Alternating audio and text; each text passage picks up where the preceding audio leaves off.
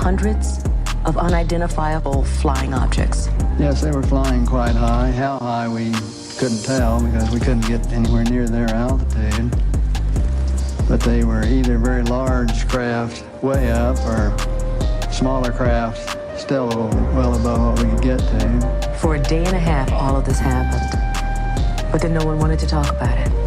Well, we sent a report forward on it, and the answer that finally came back months later was they were probably high-flying seed pods, which didn't sound very logical. And they're filming a little saucer came from, I say little saucer, it was a saucer, came flying over their heads, put down 3 little landing gear and landed right out on the dry lake bed. And they picked up their cameras and started over toward it, filming as they went.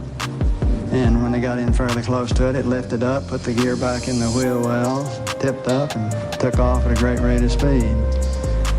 And so they came into my office and told me what had happened, and I sent them over to develop the film. And then had to go through all the proper regulations of reporting this. And we wound up having to send the film forward to Washington in the base jet airplane. And I don't know whether anyone's ever seen it since. Now, the vehicle that you just described, how similar was it to the very first sighting that you had back in 1951? Quite similar. It was basically the same plan-form vehicle. They were double saucer, lenticular. But if you're going to be going in and out of atmospheres like Earth or other places might have, you certainly need a little more aerodynamic type of vehicle.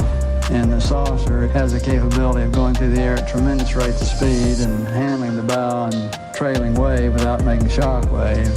So it can be very silent while traveling at big rates of speed through the atmosphere. A friend of mine who was a captain on a major airline at night was flying along, noticed this, suddenly a big glow came off his left wing, and he looked out and this big saucer was sitting right off their wing. And so he turned slide toward and it moved away, and turned back and it moved back in position, and turned to his co-pilot and said, do you see what I see? And he said, oh God, yeah, I do. And it trailed along with him for quite a period of time and tipped up, climbed very steeply away. Was on Jim McDivitt's Gemini 7 mission, where they saw this glint of something metallic off in the distance. And he reported, and nobody had it listed on the ground, so he tried getting a picture of it, but the sun, unfortunately, was glinting off. It was bright. All you got is just a glint. Afghanistan and India.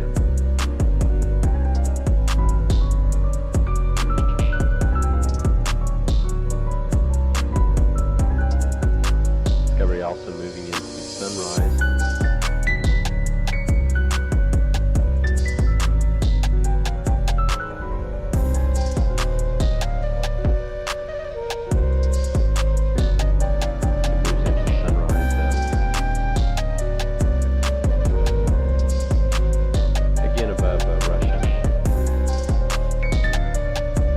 Another one right here. You see him? Flying right over our heads. Pointing it right at him. And now he's turning. Ooh, Yeah. flashed. Yeah, you see him? Yeah, it just flashed. I'm lasering at him, and he's curving. Oh, here's another one right here. You see him? Flying right over our heads. Pointing it right at him. And now he's turning. Ooh, Yeah. flashed. Yeah, you see him? Yeah, it just flashed. I'm lasering at him, and he's curving. Digga. Nee, das ist vor allem gerade. Was ist das? Nicht mehr da und dann geht's.